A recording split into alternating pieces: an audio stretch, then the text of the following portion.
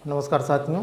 आज हम लोग ग्राम प्रधान को कैसे जो है हटाया जा सकता है। अगर मान लीजिए किसी ग्राम सभा में ग्राम प्रधान अपने मन वाली कर रहा है या किसी कारणवश जो है उसे कोई समस्या है, कई कारण हो सकते हैं जैसे ग्राम प्रधान के हटने का, या तो वह अपने से स्वयं ये समझ ले कि मैं ग्राम प्रधान का चुनाव तो जीत गया, लेकिन इसमें इतने वर्क हैं और इतनी व्यवधान है, पूरे गांव का व्यवस्था को देखना है, सभी लोगों को सुनना है, डेली डेली समस्याओं से सामना नहीं कर पा रहा है, तो वह त्यागपत्र देगा। त्यागपत्र के माध्यम से एक तो हट सकता है, जिसको इस्तीफा कहते हैं, या एक रीजन और भी हो सकता है कि जैसे उसकी डेथ हो गई हो तो वो तो भाई यूनिवर्सल ट्रूथ है, तो भी दोबारा चुनाव होगा। एक चीज़ है कि अविश्वास प्रस्ताव ला करके जितने भी मेंबर होते हैं, जितने भी सदस्य होते हैं, उनके द्वारा भी अविश्वास प्रस्ताव ला करके ग्राम प्रधान को हटाया जा सकता है। तो कई रीजन हैं, हम लोग देखेंगे ग्राम प्रधान का हटना।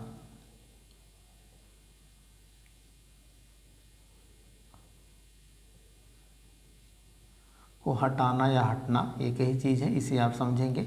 अब चूँकि सभी लोग कहीं न कहीं गांव से ये चीज़ें ऐसी हैं, चाहे कॉम्पिटिटिव लेवल हो, चाहे गांव के लोग हों, शहर के लोग हों, पूरे अपने समाज के लोग हों, सभी लोगों को अपने अधिकारों का, अपने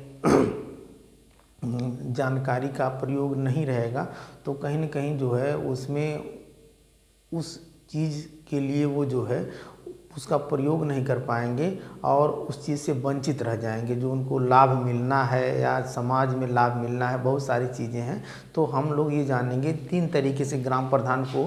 जैसे पहला तो आप ये देखेंगे कि एक चीज़ ये हो गई कि आप देखेंगे एक चीज़ें ये हो गई कि त्यागपत्र देना।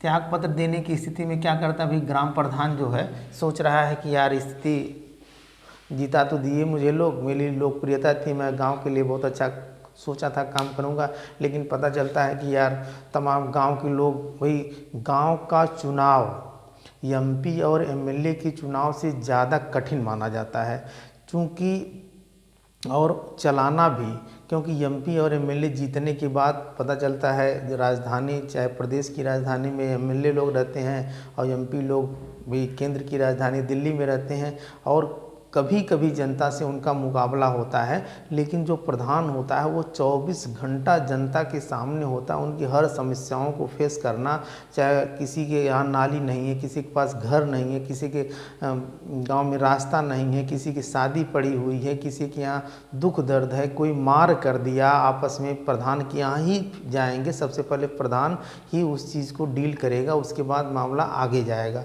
तो बहुत सारे या किसी भयंकर रोग के कारण प्रधान इस्तीफा देना चाहता, त्यागपत्र देना चाहता है कि भैया मेरे बस का नहीं है, मैं नहीं चलाऊंगा। अब जो भी कैंडिडेट खड़ा होकर के प्रधान का चुनाव लड़े वो अपना चलाए। तो इस स्थिति में प्रधान त्यागपत्र देगा, और प्रधान त्यागपत्र देगा तो फिर पुनः चुनाव होगा। अच्छा, पुनः चुनाव जब होगा तो मान लीजिए अगर 5 साल के लिए तो होता है इनका कार्यकाल, इसमें आप देखेंगे अगर 6 महीना बचा हुआ है, जैसे मान लीजिए 2024 में चुनाव हुआ तो 2030 तक चलेगा 5 साल। तो अगर 2030 बीतने में, जैसे मान लीजिए यह महीना आपका फरवरी है, फरवरी 2024 में चुनाव हुआ और फिर फरवरी 2030 से 6 महीना पहले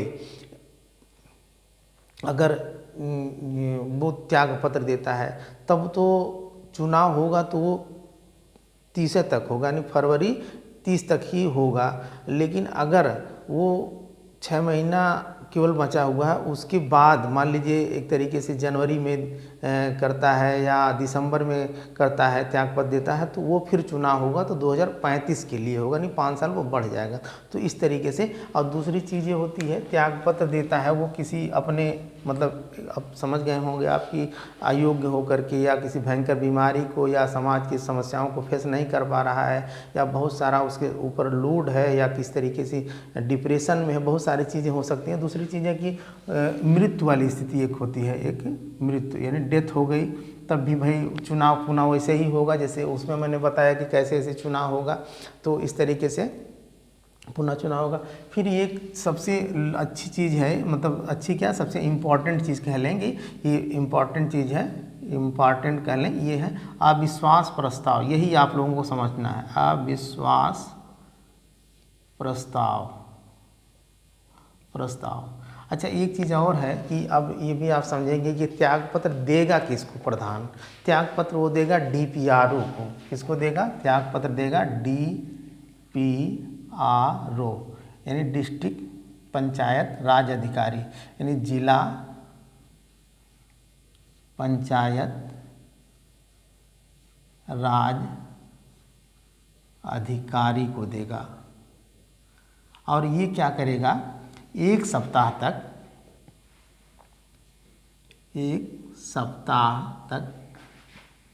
इंतज़ार करेगा। कुछ लोग समझाएंगे बुझाएंगे या उसके समझ में आएगा कि यार 5 साल के लिए चलाऊं, जनता की सेवा करूं, वो तो आता जाता रहता है, समस्याएं आती जाती रहती हैं। कुछ लोग सपोर्ट भी करने के लिए कर दें। मान लीजिए उसके सामने इस तरीके की समस्या कि मैं नहीं सॉल्व कर पा रहा हूँ लोगों की समस्याओं, तो फिर लोग कहेंगे चलिए हम लोग हैं भाई, मेंबर भी तो होते हैं। अब 1000 की जनसंख्या पे 9, 1000 से 2000 की जनसंख्या पे 11, फिर 2000 से 3000 पे 13, फिर 3000 से ऊपर 15, तो मेंबर भी होते हैं। तो मेंबर भी उनके साथ रहेंगे और उनके घर के लोग भी रहते हैं। कुछ लोग हैं कि चलिए यार चलाइए, 5 साल प्रधानी करना है, समाज सेवा करनी। तो इस तरीके से 1 सप्ताह तक वो इंतज़ार करेगा। अगर 1 सप्ताह के अंदर में ये प्रधान जी डीपीआरओ से जा कर के अपना इस्तीफा वापस ले लेते हैं तो वो फिर प्रधानी का चुनाव प्रधानी करेंगे। अगर नहीं करते तो फिर पुनः जो है चुनाव होगा। तो ये चीज़ें हैं मृत्यु की स्थिति में, तो भाई यूनिवर्सल ट्रूथ है, ऐसा होगा। लेकिन अविश्वास प्रस्ताव कौन लाएगा? अविश्वास प्रस्ताव लाएंगे जो सदस्य होंगे, यानी मेंबर, जिसको बोलते हैं वार्ड मेंबर या मेंबर कहेंगे।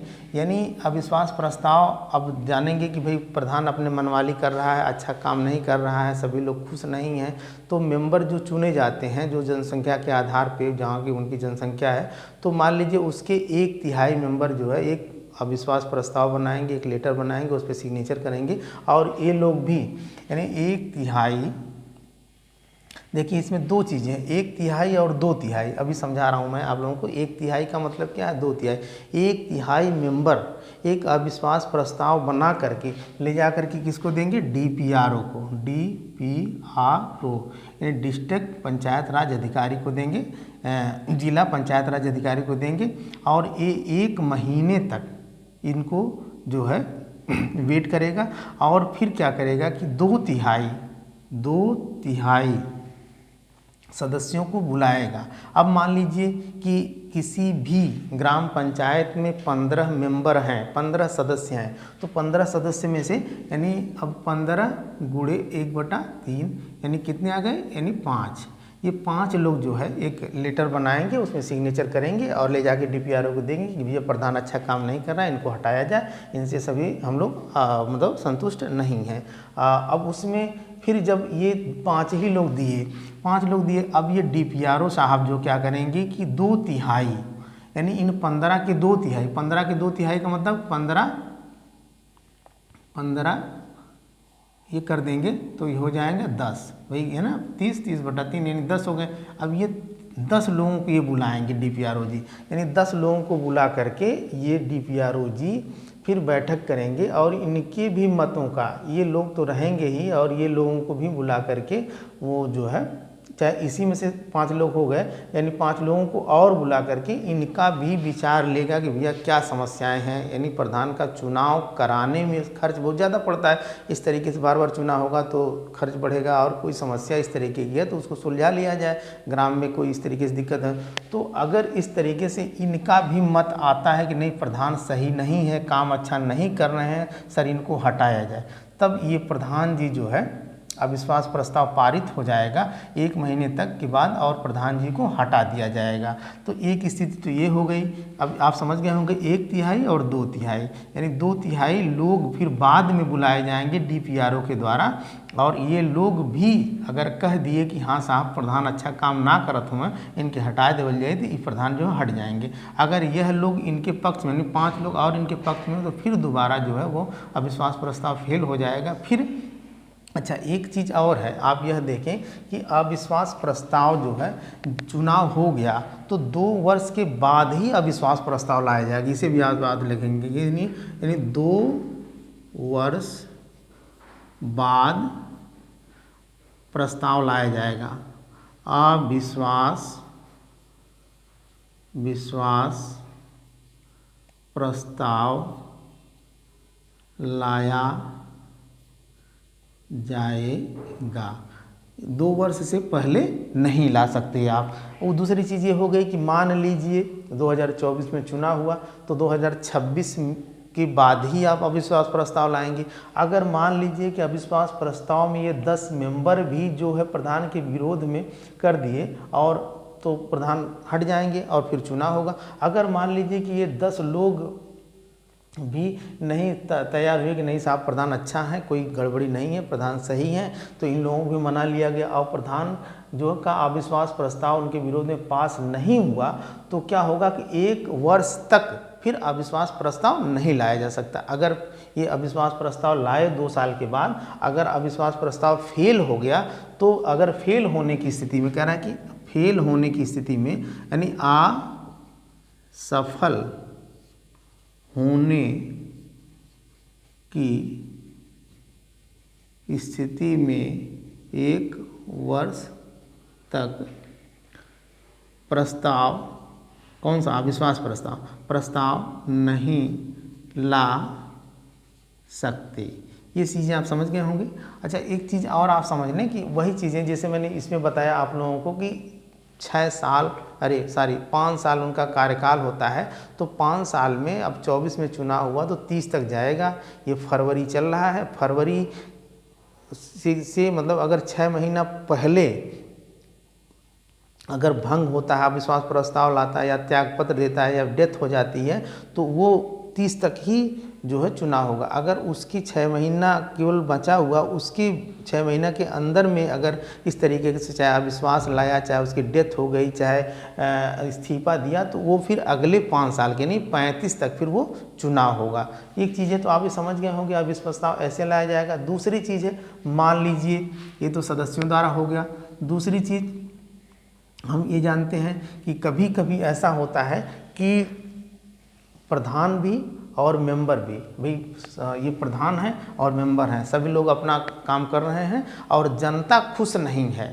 भाई प्रधान मेंबर को मिला लिया और अपना काम कर रहा है, जनता चिल्ला रही है कि साहब का अच्छा काम नहीं हो रहा है, नाली खड़ंजा जो भी सार्वजनिक काम है, पेयजल की व्यवस्था, स्कूल की व्यवस्था और तमाम निर्माण की व्यवस्था, जो भी 29 कार्य उनके होते हैं उन अच्छे नहीं हो, तो वो जनता क्या करेगी। जनता यानी जितनी जनसंख्या है, यानी जनता के द्वारा फिर क्या किया जाएगा, जनता के द्वारा जितनी जनसंख्या, उसकी आधी जनसंख्या के लोग जो क्या करेंगे, वो लोग भी एक लेटर बनाएंगे और सभी लोग, यानी मतलब कम से कम आधे लोग उस पर हस्ताक्षर करेंगे।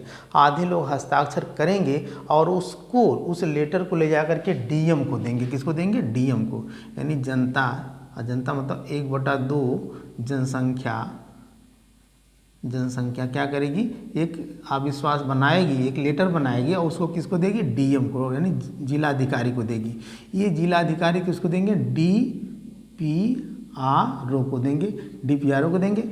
और फिर इनकी एक बैठक होगी, उसमें डीपीआरओ साहब होंगे, डीएम साहब भी होंगे और ये आपके वीडीओ भी होंगे और प्लस बीडीओ भी होंगे, ब्लॉक डेवलपमेंट ऑफिसर भी होंगे। यानी जनता भी चुनी है और जनता नाखुश है, तो प्लस सदस्य भी होंगे, मेंबर भी होंगे।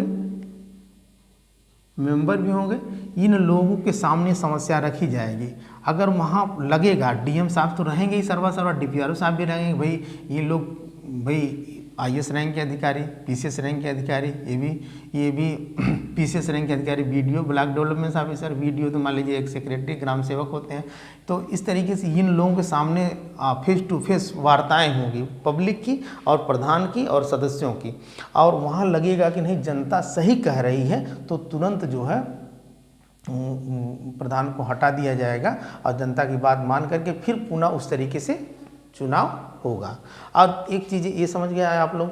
अब दूसरी चीज़ है कि मान लीजिए कि जनता भी फेवर में है और मेंबर भी फेवर में है, प्रधान तो प्रधानी कर ही रहा है, तो वहाँ एक स्थिति ये आती है कि जैसे कोई एक व्यक्तिगत इंडिविजुअल पर्सन है जो ये देख रहा है कि प्रधान गलत कर रहा है, वो व्यक्ति अकेले विरोध कर रहा है प्रधान का, तो भाई अकेले विरोध कर रहा है तो वो कैसे करेगा कि वो देख रहा है कि जैसे कहीं खड़ंजा बना, अब 5 लाख का खड़ंजा पास हुआ, अब प्रधान क्या करा, अक्सर लोग करते क्या हैं कि जैसे खड़ंजा पहले का लगा हुआ उसी पे थोड़ा बहुत इधर उधर मिट्टी उट्टी पटवा करके किनारे का जो ईंटा उंटा निकला उगला है उसको सही करवा देते हैं और उसके बाद उसी पे 4 लाख या 5 लाख का बजट भजा लेते हैं अपना मिलीभगत से।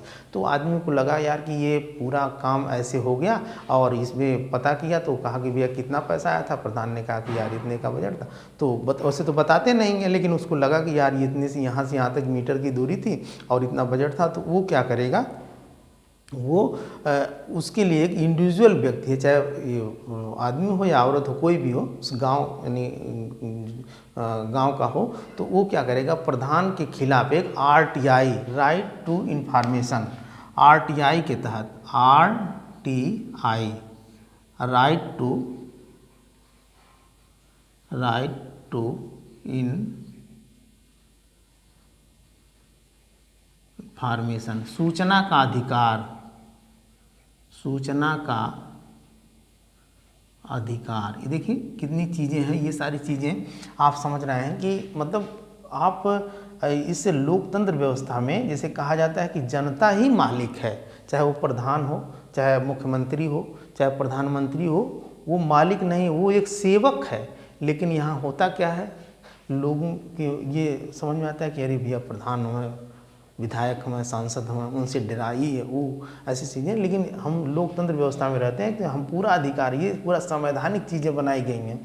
तो इस तरीके से right to education, right to information, sorry education कह दिया मैं, राइट टू इन्फॉर्मेशन है सूचना का अधिकार। ये जो है 2005 में इसकी स्थापना हुई हमारे यहाँ, लेकिन स्वीडन और इंग्लैंड, अमेरिका में बहुत पहले हो गया था। तो भाई कहीं कोई चीज़ होती है तो जैसे हमारे देश के प्रधानमंत्री वगैरह विदेश जाते रहे तो देखते रहे कि हर लोगों को, जैसे आप कोई भी काम कर रहे हैं, जैसे चाहे केंद्र के हों, चाहे राज्य के हों, चाहे कुछ NGO संस्थाएं होती हैं, उनसे भी आप सूचना का अधिकार के तहत उनका डाटा मांग सकते हैं कि आपने कितना पैसा आया था और कितना खर्च किया, उसका पूरा डिटेल आप दीजिए। तो आप एक जो है, एक व्यक्ति जो है RTI के तहत वो प्रधान का पूरा बनाएगा कि भाई यहाँ से यहाँ तक इन्होंने ये लगाया है और इसमें इतना पैसा आया था, जिसका जो है इतना गमन कर लिया है। और राइट टू इन्फॉर्मेशन है सूचना का अधिकार के तहत वो जो एप्लीकेशन दे देगा, फिर वहाँ से टीम आएगी और वो जो आंकड़ा वो व्यक्ति अपने हिसाब से बनाया कि साहब इतने पैसा खर्च हुआ था, यानी 5 लाख का ये खड़ंजा लगवाए हैं, लेकिन इसमें 1 लाख खर्च हुआ, 4 लाख इन्होंने अपने पास रख लिया। अब वो प्रधान क्या आएंगे, प्रधान से पूछेंगे कि भैया ये बताइए कि आप इतना पैसा कहाँ किए, खर्च किए।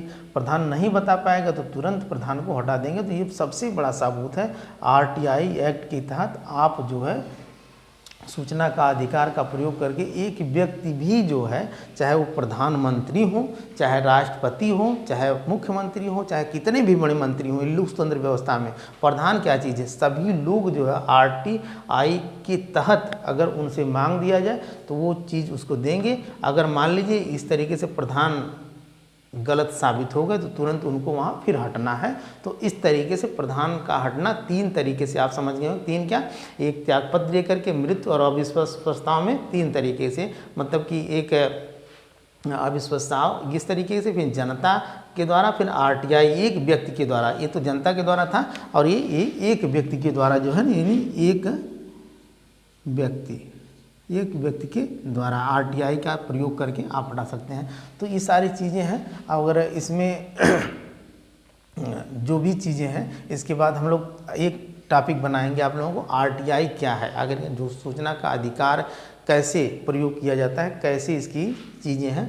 तो ये सारी चीज़ें हैं। आज के लिए इतना ही, धन्यवाद।